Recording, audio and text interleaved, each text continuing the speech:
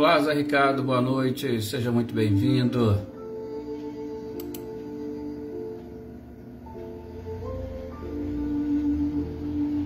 Olá também, Silvano, boa noite, seja bem-vindo. Boa noite também, Adriana Dantas. Boa noite também para Marcileia, boa noite, Salete, Márcio e Gustavo.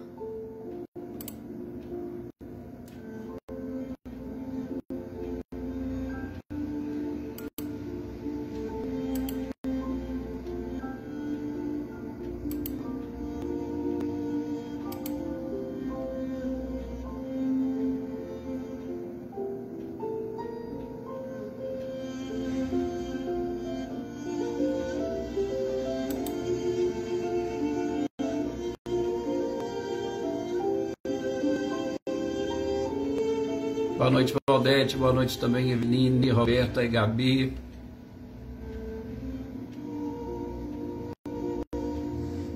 Boa noite, Célia. Boa noite também, Filomena, Adriana Alvarenga, Andréia Dantas. Boa noite, Cláudio Honor e Eliane. Sejam bem-vindos também. Olá, Reinaldo. Boa noite. Boa noite, Sr. Antônio Pazotto e Isabela. Boa noite também, Antônio Onofre. Boa noite, Maria Eleusa. Olá, Michele e Gabriel. Boa noite para vocês. Olá, Rita. Boa noite. Boa noite também, Vânia.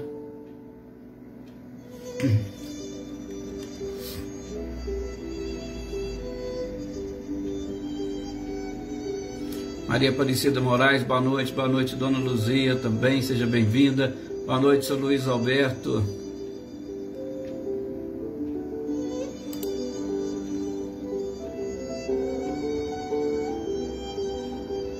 Luísa Nalim, boa noite, seja bem-vinda.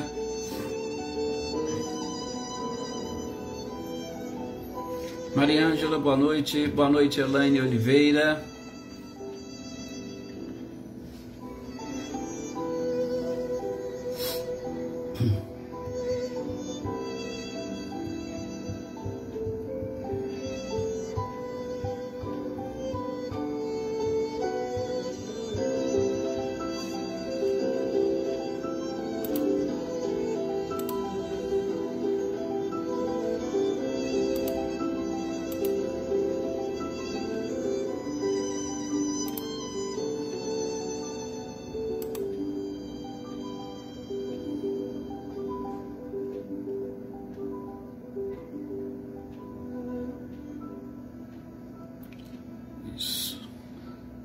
Acabando de ajeitar aqui, a gente já vai fazer a nossa oração para pedirmos a permissão à espiritualidade para iniciarmos a nossa leitura e estudo da noite de hoje. O nosso tempo está aqui correndo. Olá, todos os compartilhamentos aqui da Marcileia. Boa noite, Márcio. Olá, Maí, boa noite, seja bem-vinda. Paulo Henrique Bueno, querido amigo e professor, seja muito bem-vindo. Você, a Tuca. Olá, Wagner, boa noite. Boa noite também, Ana Cristina.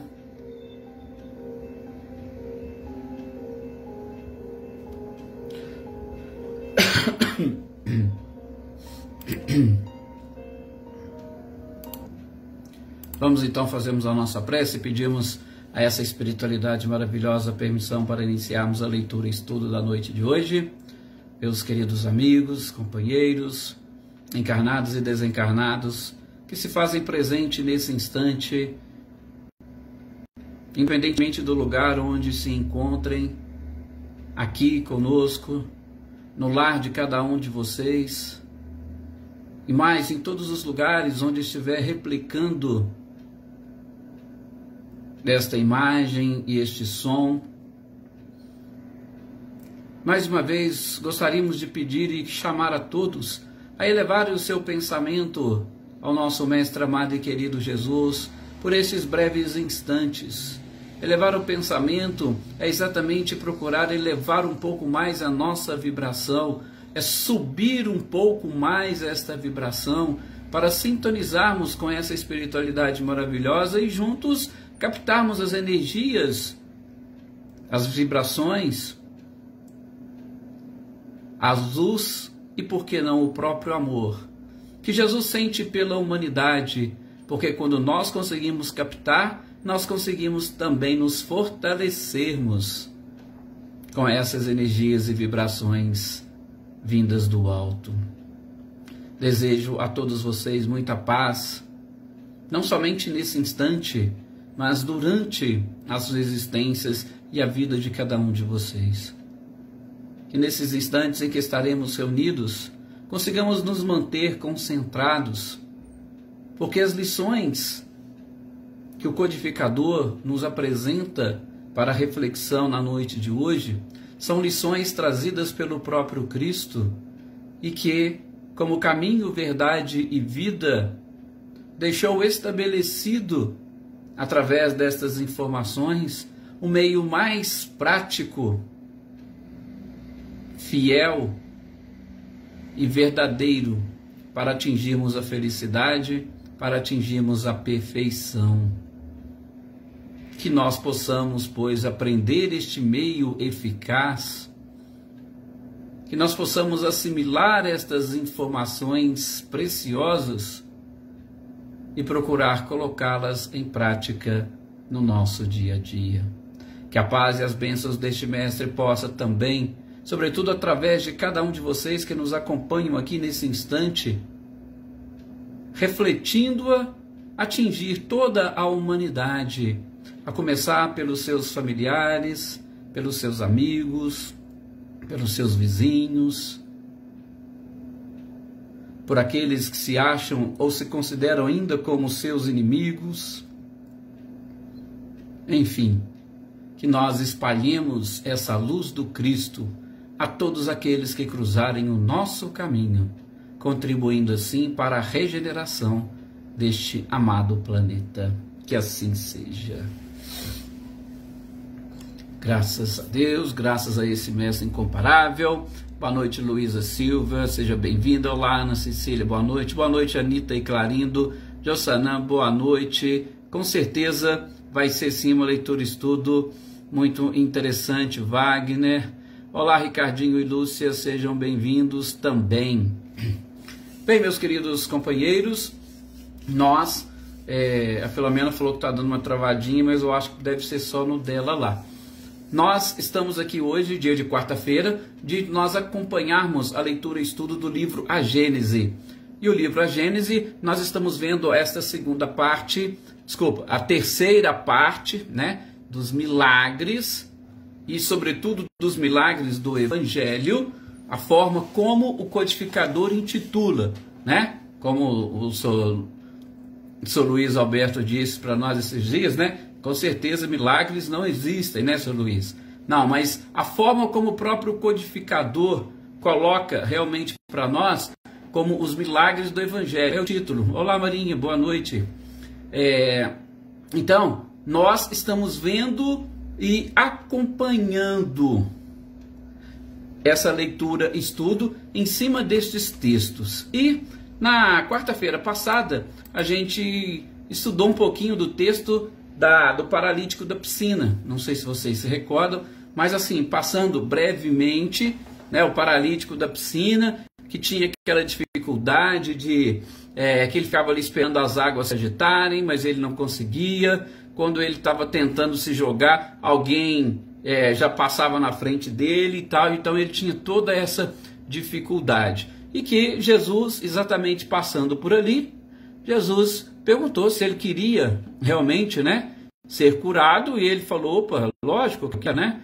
Até a gente debater um pouquinho sobre essa questão do querer, da vontade que deve exatamente todas as pessoas buscarem, para que a gente saia daquele comodismo e principalmente para que estejamos preparados para as mudanças, porque tem gente que quer a cura, mas não está preparado para a mudança. E como o próprio Cristo dizia, em quase todas as curas, se não em todas, vá e não peques mais. Ou seja, vá e mude a sua vida. Então, tem que haver esta vontade da criatura em modificar-se para que essa cura seja realmente efetiva. Boa noite, Lídia. Boa noite também, Paulo Iter. Boa noite, Adaí. Sejam bem-vindos. Então, o paralítico da piscina passou por este momento. Jesus pegou, fez tudo aquilo, né, que precisava e falou, olha, então pega a sua cama, carregue. O detalhe era que era exatamente dia de sábado. Assim como no de hoje, a gente vai ver também, mais uma vez, infelizmente, o ritualismo farisaico tinha as suas, podemos dizer, as suas deficiências, porque a preocupação não era com a criatura, a preocupação era exclusivamente com o sábado. Não, nós temos que respeitar. Ah, mas não pode fazer nada. Mas Jesus já disse, peraí, você não solta no dia de sábado o seu animal para ele tomar uma água? Então, e aí não pode alguém ser curado porque não, hoje é sábado? Só vou te curar amanhã? Ah, não, amanhã eu passo por aqui e te curo, hoje eu não posso. Será que a criatura ela é mais importante ou menos importante para o Criador do que qualquer tipo de ritual? Será que Deus tem exatamente essa preocupação? Foi onde o próprio Cristo disse, meu Pai até hoje trabalha. Ele não parou para descansar no sábado e falou, olha, dia de sábado ninguém trabalha porque eu também não vou trabalhar e eu vou descansar. Não. Jesus veio trazer para nós um novo conceito de Deus. Ele veio nos apresentar um Deus Pai. E o Pai, o Deus Pai, é exatamente aquele que está disposto a sempre ajudar os seus filhos, independentemente do dia, do horário. Já imaginou se hoje fosse assim ainda, gente? Ó, tem gente que está passando mal, vamos chamar a ambulância. Ah, não, mas é dia de sábado não podemos chamar a ambulância, não podemos levar ele para o hospital, não, porque não pode trabalhar. Já pensaram se fosse assim, se nós permanecêssemos ainda com este pensamento, ou tendo que seguir esses próprios rituais? Boa noite, Eduarda, seja muito bem-vinda. Então, nós precisamos mudar isso. E naquela época Jesus já veio, como nós dissemos, para quebrar parte destes paradigmas e mostrar que nós temos um processo evolutivo a conquistar, nós temos uma trilha, um caminho a percorrer. E nós não devemos ficar preocupados com formalismos ou com rituais. A gente deve preocupar com a nossa evolução, com o nosso crescimento e, sobretudo, com a prática do bem, do amor e da caridade. Era o que Jesus estava fazendo. Ele estava praticando o bem para uma pessoa. Ele tinha essa capacidade, ele tinha esse poder, ele conseguiu enxergar, né, além da própria criatura, como a gente está acostumado a ver, e ele falou, pô, está na hora. Se está na sua hora, perfeito. Tome a sua cama, pegue o seu catre, vamos embora. Então, tivemos esses problemas, e aí eles ficaram ali todos preocupados, né? Queriam saber quem que era aquela pessoa. Ele falou naquele primeiro momento que não sabia, e foi justamente aquilo que aconteceu, e nós vimos no nosso último encontro como que se processou essa cura. Agora, nós temos um outro texto, que é o cego de nascença. Gente, nesse outro texto, o cego de nascença, Kardec praticamente trouxe o texto inteirinho aqui para a gente fazer essa análise. Eu vou tentar fazer assim, uma leitura um pouco mais dinâmica, mas mostrando para vocês o texto do evangelista praticamente completo. Ok? Boa noite também, Vinícius Andretti, boa noite, Marina Pereira, boa noite, Veronice Pinheiro, sejam todos muito bem-vindos. Por quê? Por que Kardec fez isso? Gente, é um texto que está repleto de informações e de conhecimento que transcende a simples questão da cura, propriamente dita. Lógico que a cura também está envolvida, a gente vai falar, dos interrogatórios que os fariseus estavam fazendo com o cego, a gente vai comentar. Mas o início da leitura, ele chega inclusive a transcender essa questão exclusivamente da cura e de uma cura dia de sábado, porque já começa com a pergunta dos discípulos para Jesus, quando eles passam por este cego de nascença. Lógico que naquela região era fácil, as pessoas praticamente conheciam umas às outras, todos se conheciam, eram cidades relativamente pequenas, lugarejos relativamente pequenos, então era fácil o conhecimento de todas as pessoas. E quando passaram, primeira coisa que os discípulos interrogaram a Jesus: Jesus, ele nasceu cego. Quem errou? Quem pecou para que ele nascesse cego? Foram os seus genitores? Ou foi ele próprio? Veja que interessante a pergunta que os próprios discípulos fizeram. Como os discípulos perguntaram se ele mesmo teria pecado, isso significa que, se ele nasceu cego, os discípulos estavam se referindo à pré-existência da alma. Ou seja, aquele povo naquela época também acreditava na pré-existência da alma. Estamos falando isso porque isso foi muito debatido e combatido pela própria igreja, sobretudo quando a doutrina espírita surge com esta, como diz já na lei do amor, o espírito Lázaro, dessa segunda palavra do dicionário evangélico, reencarnação. Porque a reencarnação não foi criada pelo espiritismo.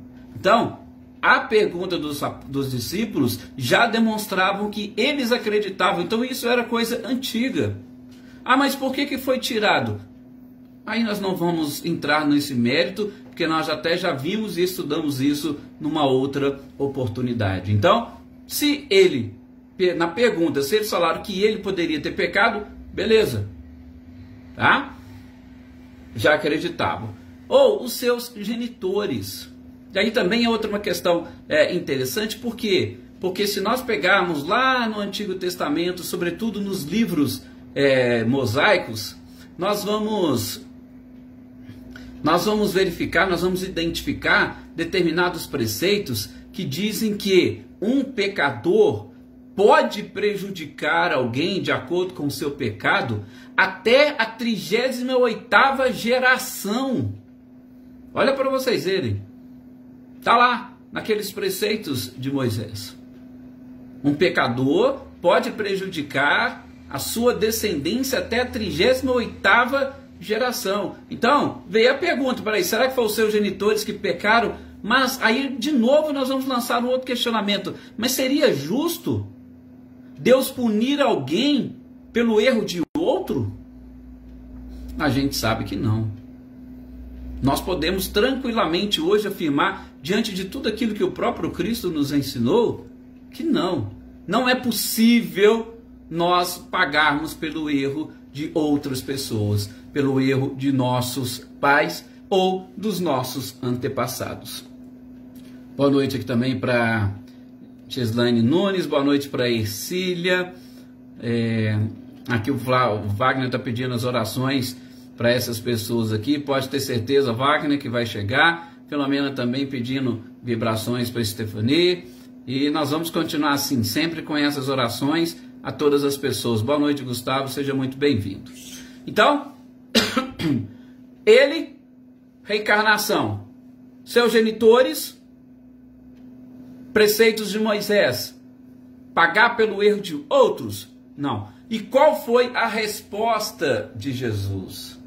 Jesus disse que não seria ele e nem os seus familiares, e que ele assim viera para que fosse manifestada a glória de Deus. Gente, como é que nós podemos entender este pequeno trechinho que Jesus responde? Não foi ele nem seus pais, mas ele veio assim para que seja manifestada a glória de Deus. Será que Deus poderia, falar, ó, você vai nascer cego e Jesus vai chegar lá e vai te curar só para você manifestar a minha glória? Eu acho que não. Tá? Vocês podem ficar tranquilos que eu acho que isso são coisas que realmente não acontecem. Mas então como é que a gente pode entender isso aqui, Edson? É muito simples. Lembra que a gente tem falado bastante na escolha das provas? E lembra que a gente falou em determinadas dores, dor, expiação, dor, missão e dor, prova? Pois é, gente, pode ter acontecido que esta pessoa, este espírito, exatamente pela necessidade de provação em alguma coisa, não aquela expiação, tá? E não necessariamente uma missão, mas por uma necessidade dele, ele tenha pedido para nascer daquela forma, e aí ele estaria sendo submetido a uma prova, e quando terminou a sua prova, ele teve um encontro com Jesus, e automaticamente Jesus fez com que a cura chegasse para ele justamente naquele momento.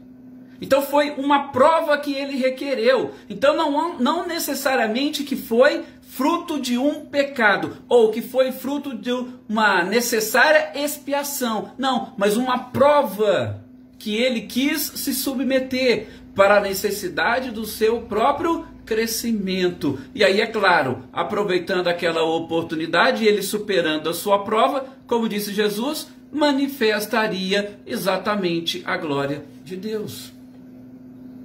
Olha para vocês verem que interessante. Esta é a forma como nós podemos interpretar este pequeno trechinho do Evangelho. Sim, a cura no momento certo, Valdete? Exatamente. E qual que é o momento certo? Quando ele conseguiu superar a sua prova. Provavelmente ele não tinha revolta. Ele vivia com resignação e submissão à vontade de Deus. E aí chegou o momento que ele já tinha superado, obteve a cura, ainda que tenha sido de nascença, tá? Então, veja que coisa interessante. E na sequência da leitura, o que Jesus fez? Jesus cuspiu na terra, fez barro ou lama com a saliva, aplicou nos olhos dele, tá? A gente pode entender ou o que nós podemos entender de tudo isso? O codificador, Kardec, vai nos orientar, como a gente já viu inclusive em várias outras passagens, tá? Este auxílio magnetizador do próprio Cristo, que tinha condições de manipular todos os fluidos presentes na natureza e principalmente naquele ambiente e naquele momento. Então, o fato de cuspir e fazer a lama tinha sim a necessidade de manipular determinados fluidos para que fosse exatamente passado. E estes fluidos, em contato com as vistas, com os olhos do cego de nascença, e estava proporcionando a recuperação da sua própria visão. Tá? Então, é uma coisa simples que a gente deve entender exatamente dessa forma. E depois, inclusive porque não ficou só aí, Jesus pegou, passou e falou para ele, ó, agora você vai lá na piscina de Siloé. A palavra Siloé, o próprio codificador já coloca, o evangelista, desculpa, que significa enviado, e você vai se lavar e pronto. E assim ele fez. Pegou, depois que passou tudo direitinho, foi lá, se lavou, e quando ele terminou de se banhar, a sua vista já estava limpa, ela já estava clara, e ele estava conseguindo enxergar. Então, manipulação de todos os fluidos que o próprio Cristo conhecia, e conhecia muito bem. E a gente vai perceber hoje também funciona assim. A nossa medicina, ela funciona com combinação de fluidos, com combinação de elementos, esses elementos viram medicamentos e a gente obtém curas. A gente obtém melhoras, a gente obtém a eliminação de determinados efeitos de determinadas doenças e de dor. Naquela época não tinha essa facilidade e Jesus utilizou-se desta forma.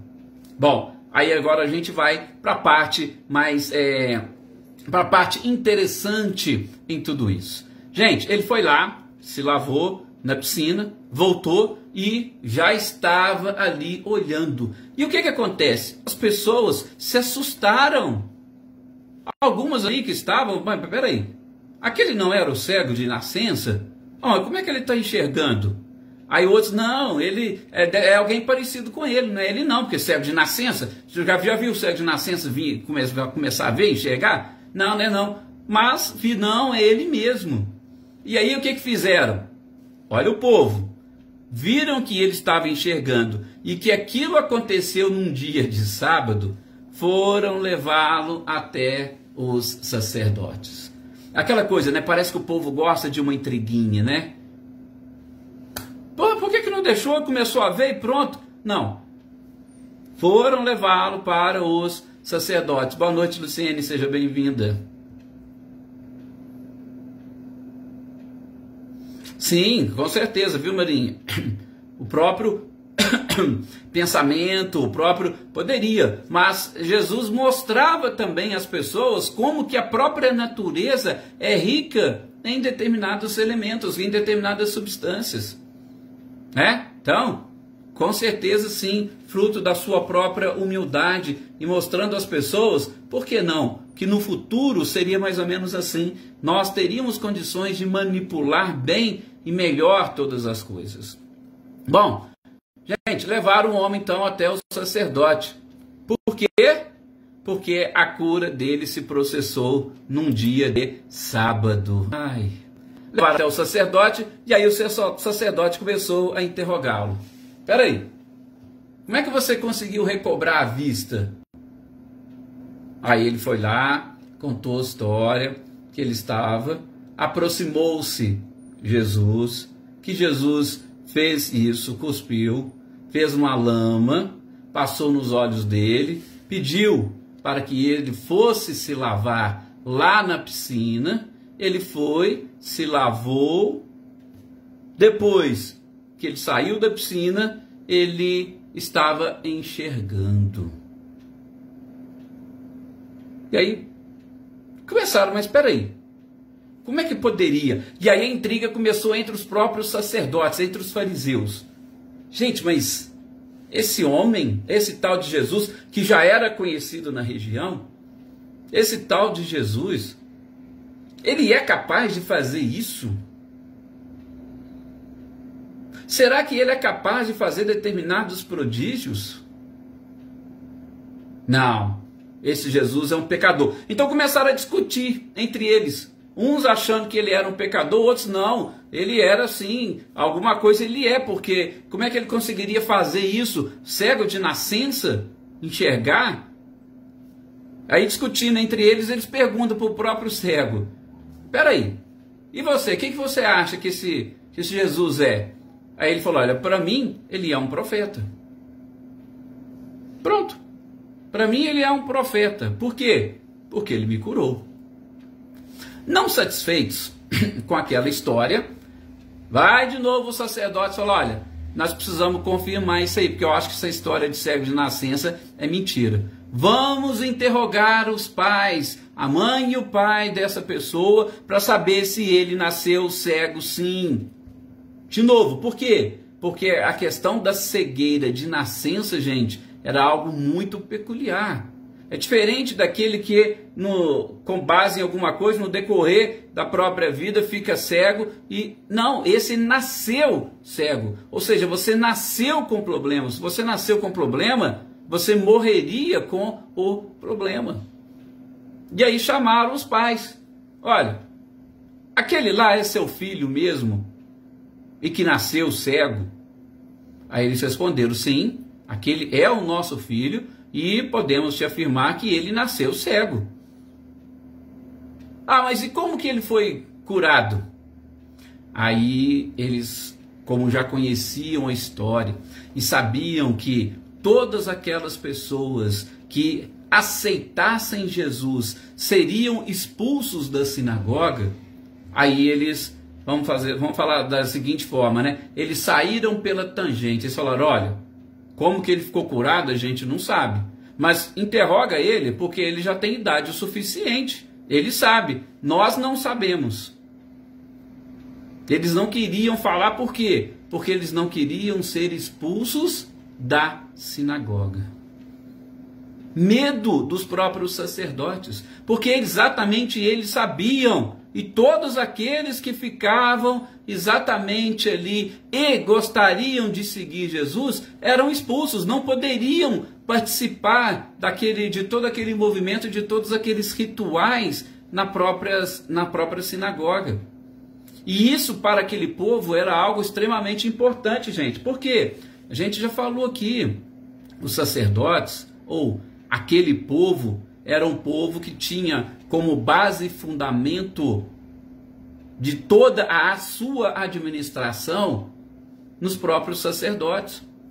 Os sacerdotes que elaboravam as leis, que era o legislativo, os sacerdotes que julgavam as pessoas, que era o judiciário, e o sacerdote que aplicava toda a parte administrativa, que seria o executivo. Então tudo estava em cima do sacerdote. De repente o sacerdote te expulsa ou te excomunga, né, que seria o termo atual. Você, por exemplo, não poderia participar de nada. Você era praticamente um zero à esquerda e você era excluído da sociedade. Então não era fácil para aquele povo, não era fácil para aquelas pessoas. Então, já que os pais responderam dessa forma, aí eles resolveram, então, vamos chamar de novo o cego e vamos interrogá-lo. Ô, cego de nascença, vem cá. Mais uma vez, conta para nós, como é que você foi curado? E aí ele contou tudo de novo. Estava lá, Jesus passou, fez lama com a saliva, passou nos meus olhos, pediu para eu me banhar, eu fui, voltei, já estava enxergando. E aí até começou um diálogo bem interessante, porque o próprio cego falou, vocês estão muito preocupados com esse Jesus, por quê? Por um acaso vocês estão querendo ser discípulos dele também? Eles estão me interrogando pela segunda vez. Vocês estão querendo ser discípulos dele? Aí os sacerdotes até se irritaram, não. Aliás, você que deve ser discípulo dele. Nós somos discípulos de Moisés. Porque Moisés, nós sabemos que ele viu Deus e deixou todo o caminho traçado para nós. Esse outro aí, a gente nem sabe de onde ele veio. Ah, respondeu o cego, vocês podem até não saber de onde ele veio. Porém, posso afirmar para vocês, desde o início do mundo, nunca se ouviu falar que uma pessoa que nascera cego conseguiu restituir a visão. Se ele não fosse enviado de Deus, ele não poderia fazer essas coisas. Se ele não fosse enviado de Deus, não poderia fazer essas coisas. Isso foi o cego falando para eles. E nisso eles encerraram logo o diálogo. Ora, peraí. Você que pecou lá no ventre da sua mãe. Olha como eles disseram. Você que pecou no ventre de sua mãe, nasceu cego, está querendo ensinar para nós? E o expulsaram da sinagoga. Simplesmente o expulsaram. Você querendo ensinar para nós? Expulsaram ele da sinagoga. E aí Kardec fecha o texto do evangelista e vem trazer aí algumas explicações para nós, né? Quais foram as explicações que Kardec foi trazendo? Foi basicamente essas que a gente já foi trabalhando aqui com vocês no decorrer da própria leitura. Gente, primeiro, a própria beleza. Kardec vai comentar da beleza da conversa do fariseu com o cego. A beleza Por quê? Porque, acima de tudo, foi uma conversa sincera. Foi uma conversa verdadeira. E uma conversa que demonstrava a bondade daquele cego. A sua bonomia, que é a expressão utilizada pelo codificador, representa a expressão da verdade, de um diálogo verdadeiro, que não pode ter sido fruto de uma fantasia. A beleza e a sinceridade dele respondendo para os fariseus. E ele não se importou de estar sendo expulso. Aliás, a gente faria pergunta, o que seria mais interessante, sobretudo para ele naquele momento? Continuar frequentando a sinagoga cego? Ou não está proibido de frequentar a sinagoga, mas porém agora ele poderia ver, poderia enxergar as belezas do mundo? O que seria mais importante para ele? Será que a prática de rituais é mais importante do que a conquista, pelo menos, desses sentidos necessários que nós precisamos para sobreviver e viver de uma forma melhor, contemplando o próprio Criador? Será que ele não daria muito mais glórias a Deus por ter restituído-lhe a visão do que por poder frequentar determinados rituais? Olha para vocês verem como que as coisas realmente são fantásticas. Boa noite, Mônica, seja muito bem-vinda. E isso o codificador vai colocar ali. Também ele vai colocar essa questão da excomunhão. Sim, porque principalmente naquela época, Kardec sofreu com isso. O Auto de Fé de Barcelona fez com que os espíritas fossem proibidos de frequentar qualquer tipo de ritual católico. O próprio Kardec foi excomungado. Por quê? Porque era espírita. Foi expulso dos rituais. Por quê? Porque simplesmente estava tendo acesso a conhecimentos e informações que as pessoas não detinham. Ah, não, nós vamos te expulsar porque a gente não concorda com o que você está escrevendo. Ah, mas mesmo que eu esteja escrevendo a verdade, sim, mesmo que você esteja escrevendo a verdade, a gente não concorda, a gente não te quer. Então Kardec vai falar também, desenvolver um pouco no seu texto sobre essa discriminação e esse preconceito com relação aos próprios espíritas. Por quê? Porque, sobretudo, naquela época, ele sofreu muito com isso. Sabemos que ainda hoje há pessoas que sofrem com isso. Chico Xavier sofreu com isso. Quem assistiu lá o filme do Chico, quem não conhece bem a sua história, quem assistiu o filme, depois que um padre apareceu lá, o padre foi celebrar coisas lá na porta da casa do Chico, tal, benzer, excomungar, fruto de um preconceito. Só por quê? Porque estava querendo ajudar as pessoas. Então, Kardec vai trabalhar este aspecto aí, nesta parte desta leitura, estudo do cego de nascença. Ok? Assim, gente, nós fechamos aqui nossa leitura e estudo de hoje sobre esse texto cego de nascença. Espero que tenha sido umas reflexões interessantes para nós realmente refletirmos sobre esses detalhes. Foram várias curas feitas dias de sábado, são vários os ensinamentos que o próprio Cristo nos legou. Então nós temos aí a oportunidade de superar bastante esses preconceitos, essa própria discriminação e trabalharmos, sobretudo como o próprio Cristo fez, fazendo e praticando o bem, o amor e a caridade, independentemente do local, independentemente das pessoas que necessitarem deste auxílio e deste apoio. Muita paz a todos vocês, uma excelente noite e até o nosso próximo encontro. Que assim seja.